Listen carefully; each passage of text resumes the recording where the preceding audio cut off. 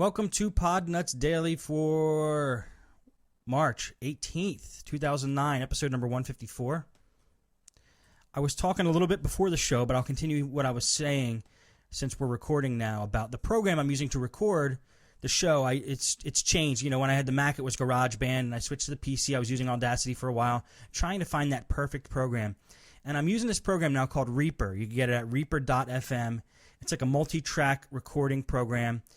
And I really like it because one of the main reasons I like it is it can record in 192 kilohertz, which is what my new interface can record at, sampling rate. So that's good. At least the master recording will have a real high sampled quality sound. And then, of course, I got to mix that down for the MP3, so I'm still keeping it pretty high for the MP3. Some people might complain the podcasts are taking up too much space, but I'm mixing down to 96 kilobits per second. I think that's what I'm set at. So that retains a lot of the quality. The way I figure it is, gigabytes are like a dime a dozen these days. You could take a couple more megabytes in your podcast. I want to have a good quality on the sound, so that's why I'm doing that.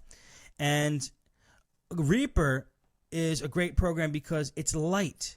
When I click it open to run, it takes literally 1 second to start up. Any of these other multi-track recording programs like Cubase or Steinberg Sequel, it's actually Sequel 2 now, Cakewalk, what else was I using? Any of those other programs take about 10 seconds before they actually load, and I don't need all that bulk. I just need 2 tracks of recording, one for me, one for the Skype calls, and that's it. So, been liking Reaper so far. Really cool program. Plus, you can customize the way it looks to anything, any colors you want. So, I'm really liking it. Okay. Yeah, I'm looking at Nevin in the chat room. Reaper is $225, or it's free. If you just keep the evaluation version, after 30 days, oh, there goes my green screen. Come on, webcam Max. There we go. After 30 days, every time you start Reaper, it will take 6 seconds to load because they're going to try to get you to buy the full version. But even that's fine. I mean, it's doing what I want so far, so I'll see after the 30 days. And if I have to pay it, I will pay it if I believe they deserve it. All right, do the green screen again. Hang on, guys. I'm trying to get my green screen working here.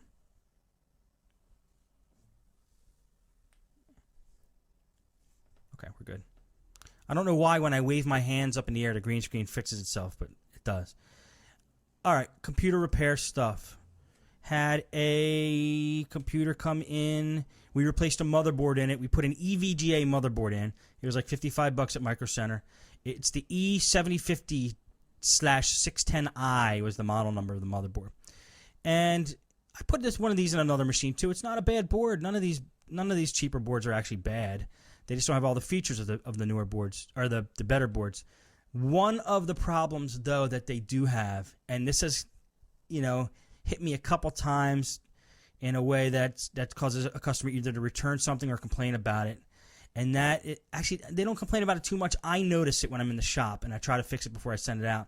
It's the fans, CPU fans on these cheaper motherboards. You cannot set in the BIOS a smart fan option. Smart fan basically allows your computer to run quietly instead of the fan running full speed all the time. It runs according to how hot the processor is. In these cheaper motherboards, there's no setting for that in the BIOS. There's no sensors for that, so the CPU fan just runs full blast. Most of these CPU fans are big and bulky, and they're loud, so it sounds like your computer is like a dustbuster the whole time it's down there. Anyway, that happened on one of these customers' machines with a cheap. So just be careful when you buy the cheaper motherboards. You might be getting that problem where you have no way of adjusting the fan, so the customer's going to end up with a loud running computer with a fan that's probably going to burn out because it's running full speed.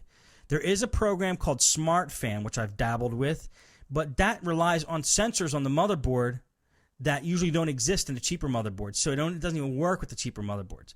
So you're saving money on these motherboards, but you're going to have to sacrifice fan unless you put a more quiet fan in there, which I've done a couple times. Since it's running full blast, you can afford to put a smaller fan in, a more quiet fan. So that's how I either handle that, or I look in the BIOS to see. Sometimes Smart Fan is not even enabled in the BIOS, so always check to turn on the Smart Fan in the BIOS if it's there. Always check. If it's not there, then maybe a BIOS update. They'll have SmartFan in the BIOS update. So that's one last thing to check. Had a customer with a laptop. He dropped it, and we fixed the fan in the laptop because the fan was real loud in the laptop because it was rubbing. I talked about this on Monday. It was rubbing up against some other metal on the computer. And then the last thing we had to do is try to recover his data from his hard drive, which was pretty much messed up because when you drop a computer, usually the hard drive doesn't usually work right after that. This hard drive was barely running. And instead of doing recover my files and try to do it all that way, I ran a Knoppix live CD on this computer.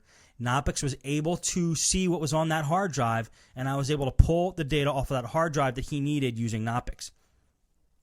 It took a little while, actually a long while, to get all the information off of it because this hard drive was just trying, and it was grinding, and it was doing the best that it could, and it finally I finally got everything off of it. It just took a long time. This was nice. I didn't have to recover my files and then go and search and see, recover my files is nice, but then you get into having to recover partial files, and it just gets really messy. Any of those recovery programs get really messy. So Knoppix saved the day on that one, and that worked out really well. Another program I ran, because I was on my machine at home here, not the office machine, and I needed a copy of, what did I need to do? I needed to create a partition. What did I need to do?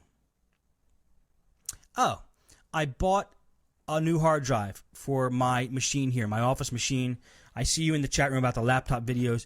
I bought a new hard drive actually to store all the videos. I got a 640 gigabyte drive. This way, when I take these high definition videos and put them on there and edit them, I have a drive to do it on. Well, the drive I was using currently in my machine was only 120 gigabytes, but that had my operating system on it. So that was my boot drive, the 120 gigabytes. What I wanted to do was reverse them. In other words, use the 640 gigabyte as the boot drive, run my operating system from that drive, store all the videos on the 640 drive, and then use the 120 gigabyte drive as a scratch disk. A scratch disk is a disk you use in video editing that allows you to store bits and pieces of the video on a scratch disk so you can access it faster than using the drive that you have your operating system on. So I wanted to use the 640 for my boot system and the 120 for the scratch disk. And since my operating system was installed on the 120, I wanted to clone the 120 over to the 640 and then switch them around. Then delete everything on the 120 after I cloned it because I wanted my 640 to be the boot drive. I did not have my copy of Acronis with me, and I did have access to Acronis